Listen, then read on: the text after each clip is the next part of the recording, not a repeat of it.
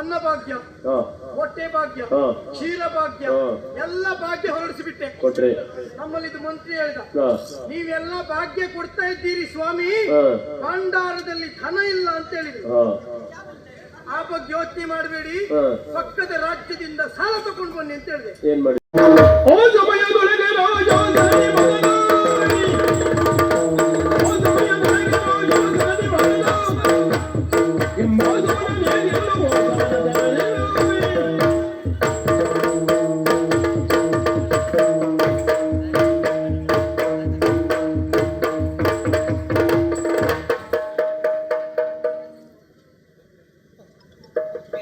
ಯಾರು ಗಡಿಬಿಡಿ ಆಗಬೇಕಾದದ್ದಿಲ್ಲ. ಅಪರೂಪಕ್ಕೆ ಸಿಕ್ಕ ಪೀಠವಾದ್ದರಿಂದ ನಾವು ಕೂತದ್ದು ಮುಂದಾಯ್ತು, ಆಸನ ಇಟ್ಟದ್ದು ಹಿಂದಾಯ್ತು ಅಷ್ಟೇ. ನನ್ನ ವಿಷಯ ಇಲ್ಲ. ಕಾಲು ಜಾರಿದ್ರೆ ಈಗ ನಮ್ಮ ಪರಿಚಯ ಆಯ್ತಾ? ನೀವು ನಾವು ಪ್ರಧಾನಮಂತ್ರಿಗಳು. ನೀವು ಗಾಬರಿ ಆಗುವುದು ಬೇಡ. ನಾನು ಪ್ರಧಾನಮಂತ್ರಿ ಅಂತ ಗಾಬರಿಯ ನಿಮಗೆ ಯೋಚನೆಯೇ ಬೇಡ. ರಾಷ್ಟ್ರ ಭಾಷೆ ಬಾರದೆ ಹೋದವರೇ ಪ್ರಧಾನಮಂತ್ರಿಗಳಾಗ್ತಾರಂತೆ, ಇನ್ನು ನನ್ನಂತೂ ಪ್ರಧಾನಮಂತ್ರಿ ಆದ ದೊಡ್ಡ ವಿಷಯವ? ಖಂಡಿತ ಅಲ್ಲ. ಹಾಗಂತ ನಾನು ಈ ನಾಡ ಮಂತ್ರಿ ಆಗುವುದಕ್ಕೆ ಒಂದು ಕಾರಣ ಉಂಟು. ಏನೇನು? ನಮ್ಮ ಜನ, ನಾನು ಯಾರಂತ ಗೊತ್ತಾಗಲಿಲ್ಲ. ಈ ನಾಡಿಗೆ ಪ್ರಧಾನಮಂತ್ರಿಗಳು ಯಾರಂತ ಕೇಳಿದ್ದೀರಿ? ಯಾರಂತ ಕೇಳಿದ್ದೀರಿ? ದುಷ್ಟ ಬುದ್ಧಿಗಳು. ದುಷ್ಟ ಬುದ್ಧಿ ಮಂತ್ರಿಗಳ ಮಗ ನಾನು, ಮದನರಾಯರು. ಒಳ್ಳೇದು ಒಳ್ಳೇದು. ಹಾಗಂತ ಈ ಅಧಿಕಾರ ನನ್ಗೆ ಸಿಗುವುದ ಕಾರಣ ಇಷ್ಟೇ, ನಮ್ಮಲ್ಲೆಲ್ಲ ಒಂದು ಬೊಬ್ಬೆ ಬಿತ್ತು. ಪ್ರಧಾನಮಂತ್ರಿಗಳು ದೇಶದಲ್ಲಿರುವುದಕ್ಕಿಂತಲೂ ಹೆಚ್ಚು ವಿದೇಶದಲ್ಲಿರುವುದೇ ಹೆಚ್ಚು ಅಂತ ಕಾರ್ಯನಿಮಿತ್ತ. ಆದ್ರೆ ಜನರಿಗೆ ಗೊತ್ತಾ, ಅವರು ವಿದೇಶದಲ್ಲಿದ್ದು ನಮ್ಮ ದೇಶವನ್ನ ಪ್ರತಿಯೊಂದು ದೇಶವು ತಿರುಗು ನೋಡುವ ಹಾಗೆ ಮಾಡಿದ್ದಾರೆ ಅಂತ ಅವ್ರಿಗೆ ಗೊತ್ತುಂಟಾ? ಅದು ಗೊತ್ತಿಲ್ಲ. ಆದ್ರೂ ಆಡ್ತಾರೆ.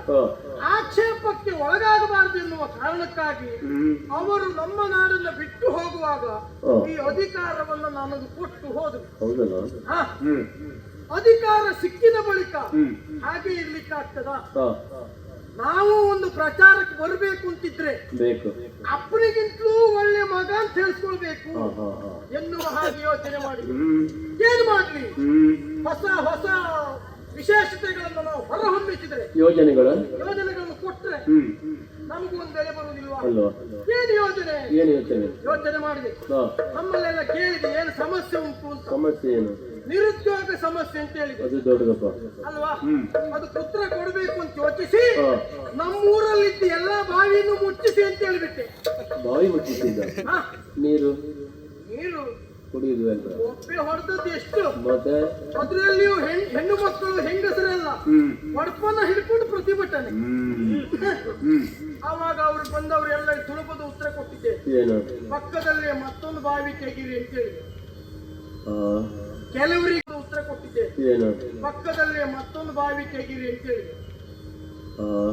ಕೆಲವರಿಗೆ ಬಾವಿ ಮುಚ್ಚು ಕೆಲಸ, ಇನ್ನು ಕೆಲವರಿಗೆ ಬಾವಿ ತೆಗೆಯುವ ಕೆಲಸ. ಅಲ್ಲಿಗೆ ನಿರುದ್ಯೋಗ ಸಮಸ್ಯೆ ಪರಿಹಾರ ಆಗಲಿಲ್ವಾ? ಎಂತ ಯೋಚನೆ? ಕಲಿಬೇಕು, ಕಲೆ ಅಷ್ಟಕ್ಕೆ ಮುಗಿಸ್ತಿಲ್ಲ. ಮಾರ್ಗದ ಅಗಲೀಕರಣ ಅಂತ ಹೇಳಿ ಅಕ್ಕಪಕ್ಕದಲ್ಲಿರುವ ಅಂಗಡಿ ಮುಂಗಟ್ಟುಗಳನ್ನೆಲ್ಲ ಕೀಳಿಸಿಬಿಟ್ಟೆ. ಜನ ಬೊಬ್ಬೆ ಹಿಡ್ದಲ್ವಾ? ನೀವೇನ್ ಮಾಡ್ಬೇಕಾಯ್ತು? ಅಲ್ಲ, ಜನ ಬೊಬ್ಬೆ ಹಿಡ್ದದ್ದು. ಮತ್ತೆ ಹೊಡಿದೆ. ಮಾರ್ಗದಲ್ಲಿರುವಂತಹ ಹೊಂಡ ಗುಂಡಿಗಳನ್ನು ಮುಚ್ಚಿಸುವುದಕ್ಕೆ ನಿಮ್ಮ ಹಣೆ ಬರದಲ್ಲಿ ಆಗುವುದಿಲ್ಲ. ಇನ್ನು ಮಾರ್ಗದ ಅಗಲೀಕರಣ ಯಾಕೆ? ಅದಕ್ಕೆ ಹೇಳುದು ಬುದ್ಧಿವಂತಿಕೆ ಬೇಕು ಅಂತ. ಒಂದವರಲ್ಲೆಲ್ಲ ಒಂದೇ ವಾಕ್ಯದಲ್ಲಿ ಉತ್ತರಿಸಿದ್ದೇನೆ. ಮಾರ್ಗದಲ್ಲಿರುವಂತಹ ಹೊಂಡ ಗುಂಡಿಗಳನ್ನ ವಾಹನ ತಪ್ಪಿಸಿಕೊಂಡು ಹೋಗುವುದಕ್ಕಾಗಿ ಮಾರ್ಗ ಅಗಲ ಇರಬೇಡವೇ? ಆದ್ರಿಂದ ಮಾರ್ಗದ ಅಗಲೀಕರಣ ಅಂತ ಹೇಳಿ ಮತ್ತಾಗೆ ಅಲ್ಲಿಗೆ ಮುಗಿತದ? ಅದೂ ಇಲ್ಲ. ವೃದ್ಧಾಪ್ಯ ವೇತನ ಕೊಡ್ತೇನೆ ಅಂತ ಹೇಳಿದೆ. ಕೊಡಬೇಕು, ಒಳ್ಳೆ ಯೋಜನೆ ಅಲ್ವಾ? ಆದ್ರಿಂದ ಆ ಯೋಜನೆಯ ಕುರಿತು ವಿಶೇಷ ಗೌರವ ಹೊಂದಿದ ಜನ ನನ್ನಲ್ಲಿ ಆ ಕುರಿತಾಗಿ ಎರಡು ಮಾತಾಡಬೇಕು ಅಂತ ಹೇಳಿದ್ರು. ನನಗೆ ವಾಸ್ತವ ಸಭೆಯಲ್ಲೆಲ್ಲ ಮಾತಾಡಿ ಅಭ್ಯಾಸ ಇಲ್ಲ. ಇಲ್ಲ. ಆದ್ರೂ ಒಂದು ಹಾ. ಗೌರವಕ್ಕೆ ಮಾತಾಡೋಣ ಅಂತ ನಾನು ಮಾತಾಡಿದೆ. ಕೊನೆಯಲ್ಲಿ ಒಂದು ವಿಷಯ ಹೇಳಿದೆ. ಏನು? ನಮ್ಮೂರಲ್ಲಿದ್ದ ಯುವಕರೆಲ್ಲ ಇದನ್ನ ಸದುಪಯೋಗ ಪಡಿಸಿಕೊಳ್ಳಿ ಅಂತ ಹೇಳಿದೆ. ಹಾ. ಅವರೆಲ್ಲ ಒಪ್ಪಿ ಹೊಡ್ದದ್ದಲ್ವಾ? ಹಾ.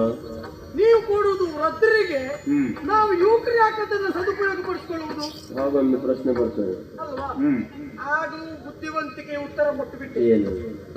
ಆ ವೃದ್ಧಾಪ್ಯ ವೇತನದ ಆಧಾರಗಳನ್ನೆಲ್ಲ ನೀವು ಒದಗಿಸುವುದಕ್ಕೆ ತಿರುಗಾಟ ಮಾಡುವಾಗ ನೀವು ಸುಮಾರು ಅದೇ ವಯಸ್ಸಿಗೆ ಬಂದಿರ್ತೀರಿ, ಹಾಗಾಗಿ ನೀವು ಅದೇ ಮಾಡಿ ಅಂತ ಹೇಳಿಬಿಟ್ಟೆ.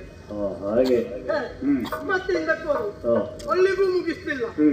ವಿಧವಾ ವೇತನ ಕೊಡ್ತೇನೆ ಅಂತ ಹೇಳಿದೆ. ಹೊಸ ಹೊಸ ಯೋಜನೆ. ಆಮೇಲೆ ಅದಕ್ಕೂ ಭಾಷಣ ಮಾಡ್ಬೇಕು ಅಂತ ಹೇಳಿ ಅಲ್ಲೂ ಮಾತ್ರ ಗಂಡಾಂತರ ಆಗಿತ್ತು. ಹೌದಪ್ಪ. ಅವತ್ತು ನಾವು ಇತ್ತಂತೆ ಮಾಡಿದೆ, ಬೇಡಲಿಲ್ಲ, ತಪ್ಪಿಸಿಕೊಂಡು. ಹಾ. ಹೌದೌದು. ಅಲ್ಲೂ ಭಾಷಣ ಮಾಡ್ಲಿಕ್ಕೆ ಹೇಳಿದ್ರು. ಭಾಷಣ ಮಾಡಿದ ಕೊನೆಗೆ ಹೇಳಿದ್ದು ಅದೇ, ನಮ್ಮೂರಿನ ಎಲ್ಲಾ ಹೆಣ್ಣು ಮಕ್ಕಳು ಇದ್ರ ಸದುಪಯೋಗ ಪಡಿಸ್ಕೊಳ್ಳಿ ಅಂತ ಹೇಳಿಬಿಟ್ಟೆ. ಎಲ್ಲರೂ ವಿಧವೆ ಆಗುದ ಮತ್ತೆ ಹಾಗರ್ಥ ಬರ್ತದಲ್ಲ. ಆಗ ಹೊಡಿಲಿಕ್ಕೆ ಬಂದದ್ದು ಓಡ್ಕೊಂಡ್ಬಿಟ್ಟೆ. ಹೌದಲ್ಲ. ಆಮೇಲೆ ಅನ್ನಭಾಗ್ಯ, ಹೊಟ್ಟೆ ಭಾಗ್ಯ, ಕ್ಷೀರ ಭಾಗ್ಯ, ಎಲ್ಲ ಭಾಗ್ಯ ಹೊರಡಿಸಿಬಿಟ್ಟೆ. ಕೊಟ್ರೆ ನಮ್ಮಲ್ಲಿ ಇದು ಮಂತ್ರಿ ಹೇಳಿದ, ನೀವೆಲ್ಲ ಭಾಗ್ಯ ಕೊಡ್ತಾ ಇದ್ದೀರಿ ಸ್ವಾಮಿ, ಭಂಡಾರದಲ್ಲಿ ಧನ ಇಲ್ಲ ಅಂತ ಹೇಳಿದ್ರು. ಆ ಬಗ್ಗೆ ಯೋಚನೆ ಮಾಡಬೇಡಿ, ಪಕ್ಕದ ರಾಜ್ಯದಿಂದ ಸಾಲ ತಕೊಂಡು ಬನ್ನಿ ಅಂತ ಹೇಳಿದೆ. ಏನ್ ಮಾಡಿದೆ?